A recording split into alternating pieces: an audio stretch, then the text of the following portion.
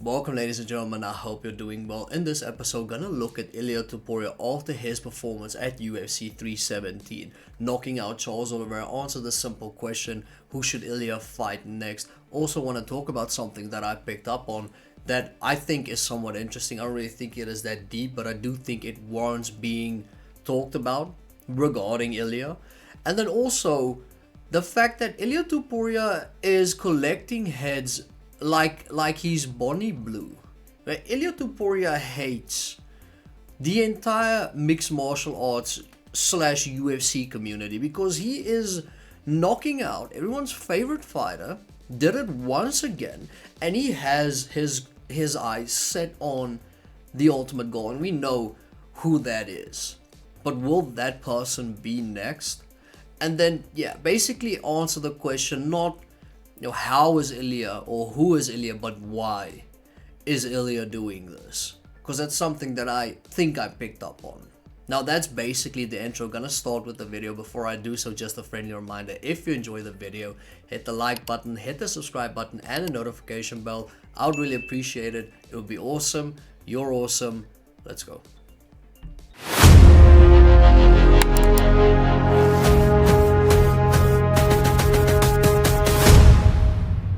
Now this is something I quickly wanna touch on. This is what I picked up that I thought was rather interesting.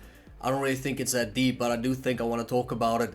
So recently, on Conor McGregor's Instagram, the DM surfaced of Ilia Topuria. Ilia slid into his DMs, not his wife, and Ilia basically said, I think this was in 2016. This is all alleged, by the way. I'm not quite sure that this is in fact true. Ilia said in 2016, I'm gonna be you one day. Okay, so that kind of makes a lot of sense about the copying McGregor, why he talks the way he does, why he acts the way he does, and why he knocks out people the way that he does. It's all based off of the Conor McGregor template. Now what I'm about to say is wild. Okay, and before I say it, let me just make it abundantly clear that I was a massive Conor McGregor fan. I'm using was because he isn't fighting anymore. If he was still fighting, I would use am. I almost said is. I would use the word am because I would still be a massive Conor McGregor fan. And all I want to say is so are you. Okay, you could say that you're a Khabib fan. I know. Okay, but even Khabib at a certain point was a Conor fan. So I know for a fact that you are as well. And a lot of UFC superstars, a lot of UFC big names always take the opportunity to thank Conor for what he did for the sport. Because what he did is unparalleled and I don't think it would ever happen in that way again. So I just want to make that abundantly clear. You are a Conor fan as well. You were a Conor fan. So don't try to hide it. You might be a bigger Khabib fan, but before Khabib, you were a Conor fan. And what I'm about to say is wild. Ilia has done everything Conor has done, but better.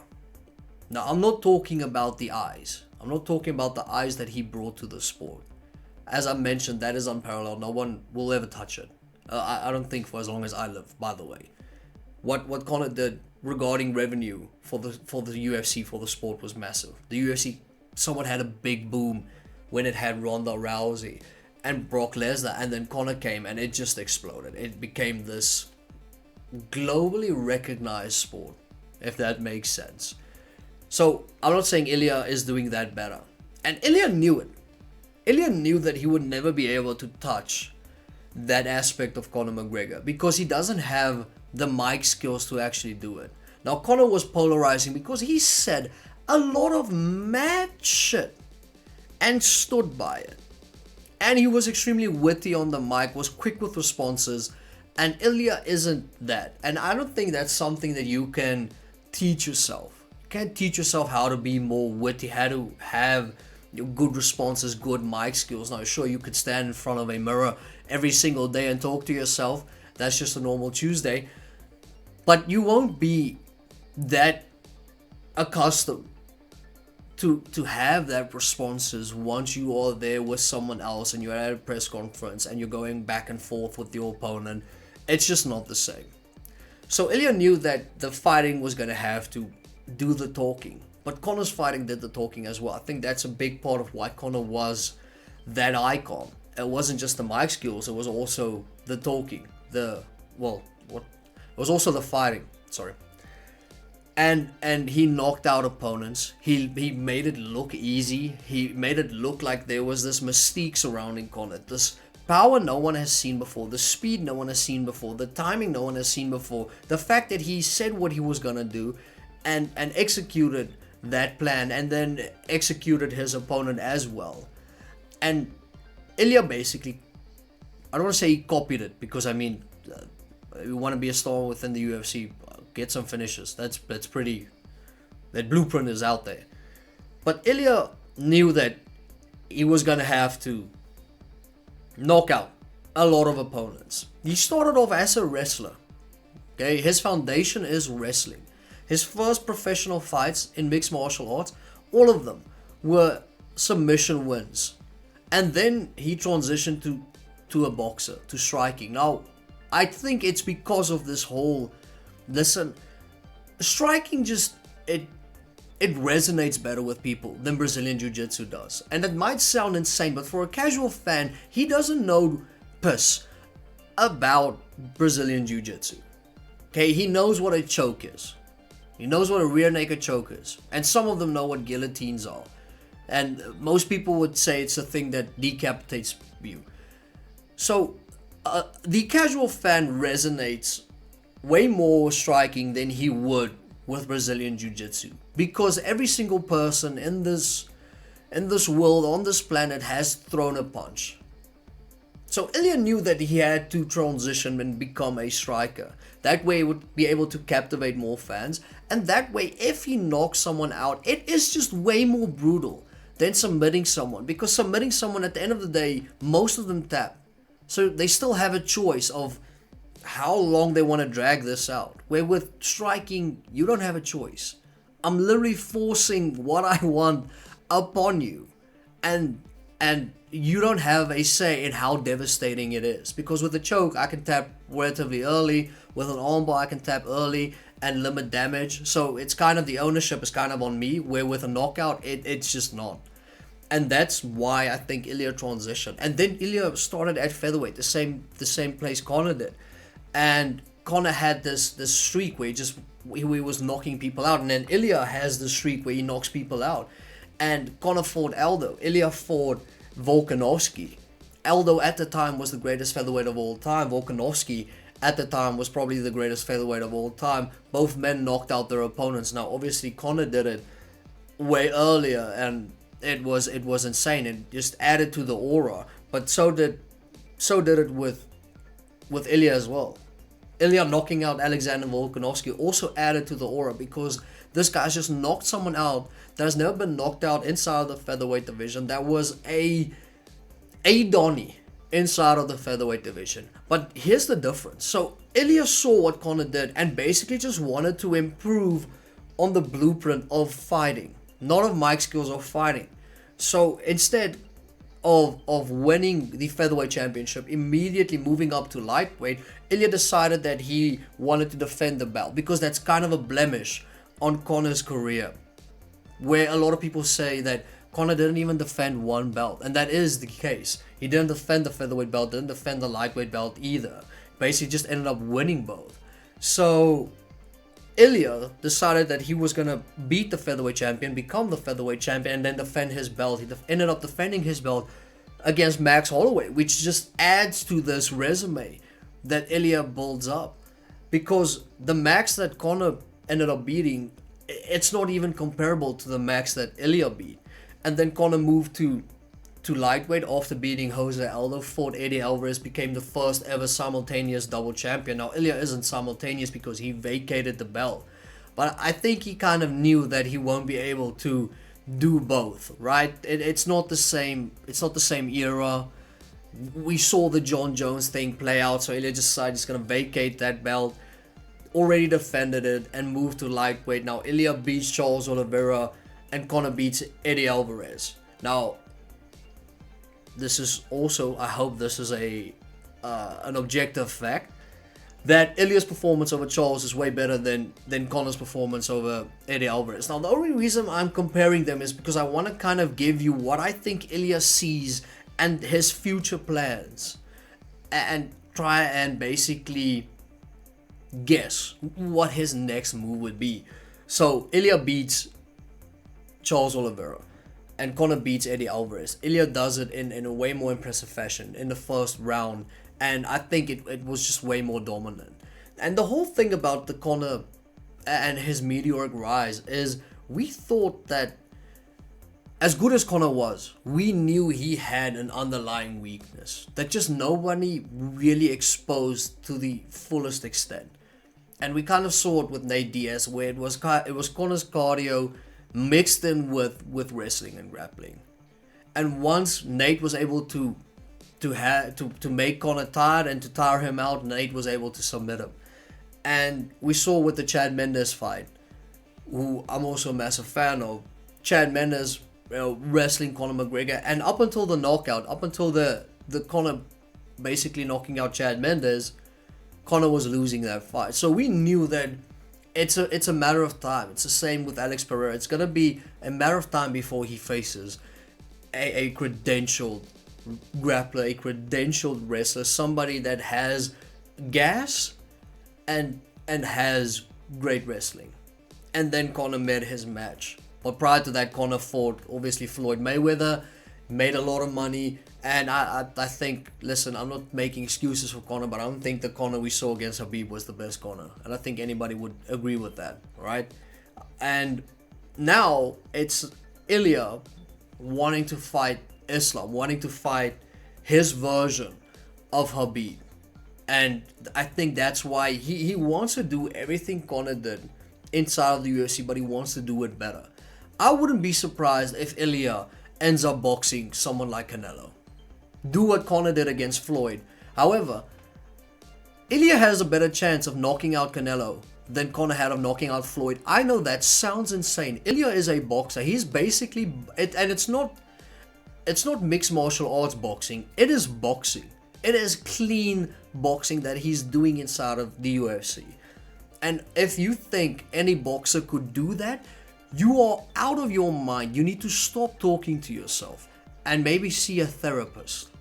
Because not everyone can do what Ilia is doing. You can take any boxer in the world, put them inside of the UFC. I guarantee you they would get a thumb up their ass. Because they don't have grappling and wrestling. That's why Ilia can do that. Because he has good grappling, he has good wrestling. We saw him reverse Charles Oliveira at UFC 317 with an insane reverse, basically a reverse trip, and ended up on top. A normal boxer won't be able to do that. So Ilia is basically doing pure boxing inside of mixed martial arts. If he has to actually fight a boxer, it wouldn't be that massive, that massive jump. Something that he's not accustomed to. With Conor did the karate stance, was very active with his feet, with his footwork, and basically just moving forward and backward, dictating range in that way. And it's just difficult to apply that in boxing. It's not the same. It's not the same rhythm. It's not the same way of fighting. You don't have something else like grappling or something that you could use to maybe somewhat throw your opponent off and give him something else to look at.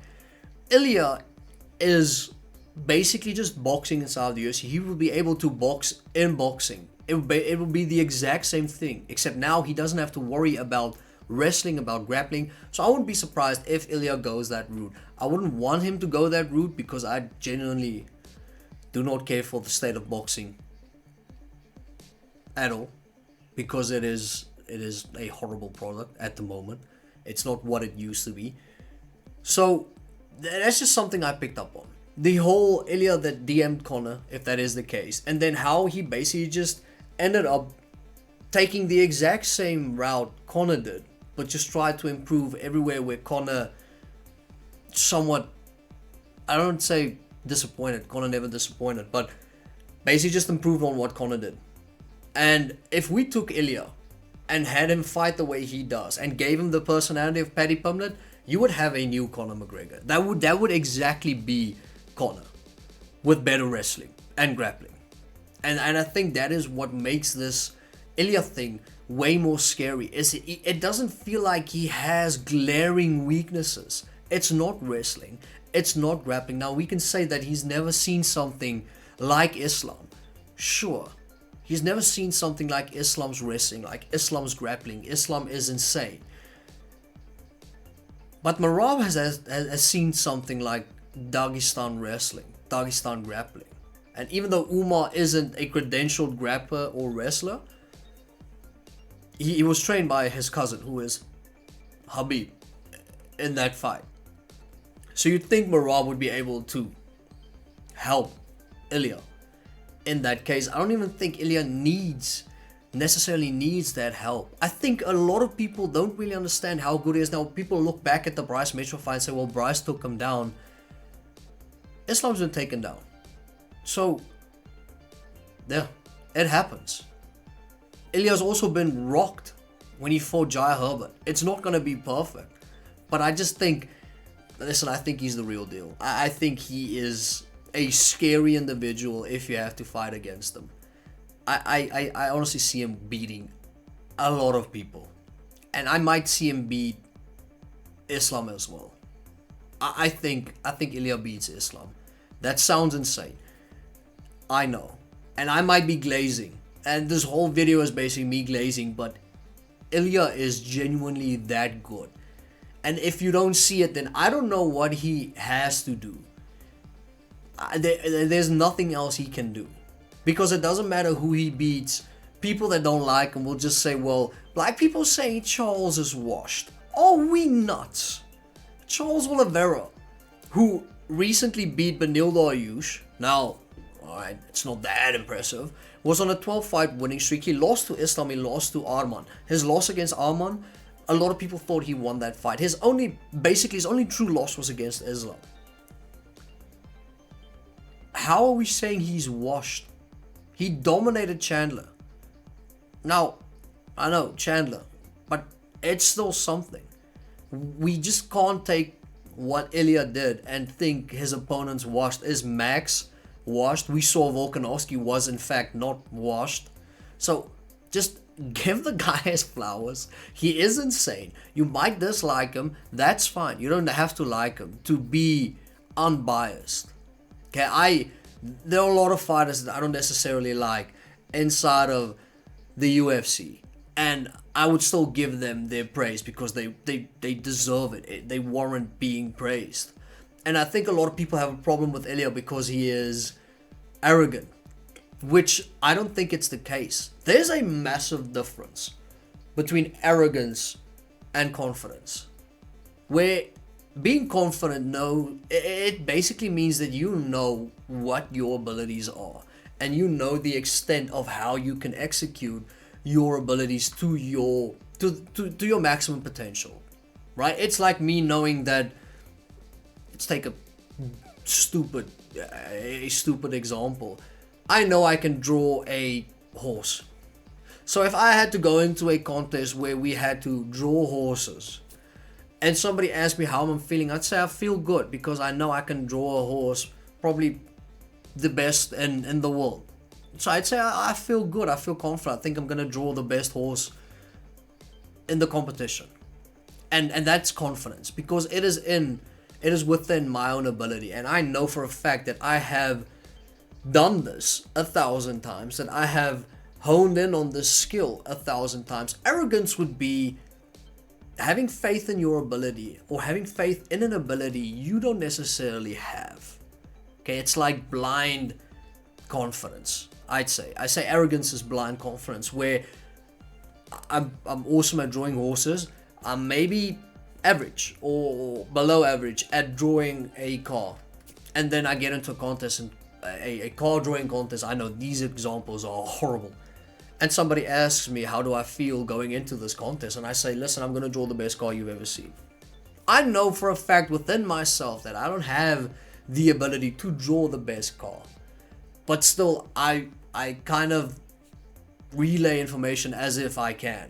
And if I had to put it in UFC terms, it would be like Bilal Muhammad saying he's going to show Canelo hands. Everybody knows, everybody in the world knows that Bilal Muhammad doesn't have Canelo hands.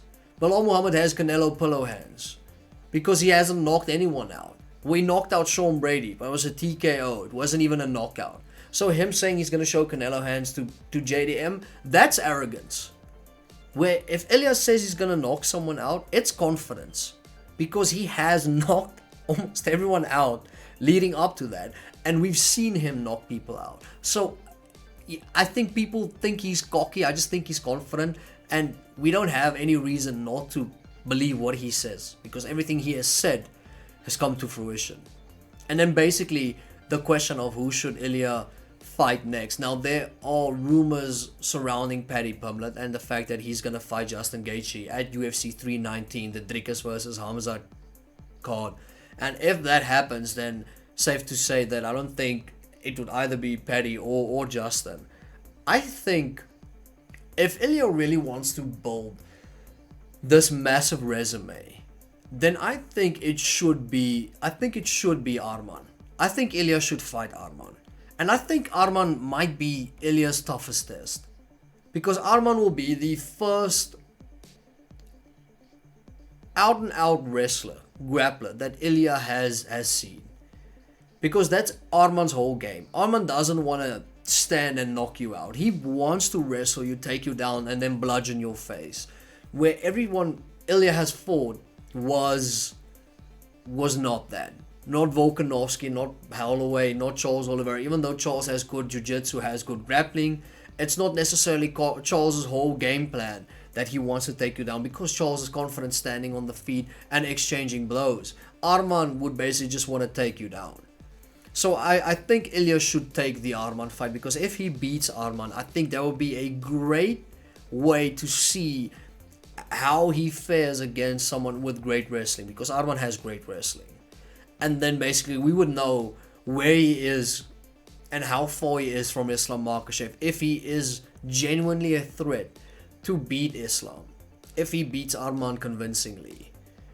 And yeah, I don't think it would be Paddy, even though that would be an insane fight, because Paddy is going to fight Justin. I don't really think it's going to be Arman either.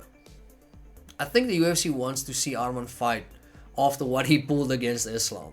So it's tough to see who Ilia fights next. Who would you like to see Ilia fight next? Justin Gaethje, Paddy Pimblett, the winner of that fight, Arman Sarukian? Is there someone that I miss? That's off the top of my head, that's kind of where I'm at right now. Who would you like to see Ilia fight next out of those? Or do you think Ilia should wait to see what happens against when Islam fights JDM? What happens in that fight? And then basically, if Islam beats JDM, go up, move up, or just defend the belt first of all? I think Ilia wants to defend the belt first. As I mentioned, the Conor thing, he wants to improve on everything Conor did. So basically wants to win the belt, and I think he will defend it first. He will have a title defense before he ever has aspirations of moving up. Even if Islam beats JDM, I don't think Ilia moves up immediately. I think he defends the belt at lightweight, and then we might see him vacated and move up. And that's basically the video. That's basically the end of the video. Now I don't know how much, that's 22 minutes. I hope you enjoyed it. Let me know in the comment section, does the Ilia and Conor comparison make sense? Because yeah, I saw it and I thought, well, I'm onto something. I'm cooking here.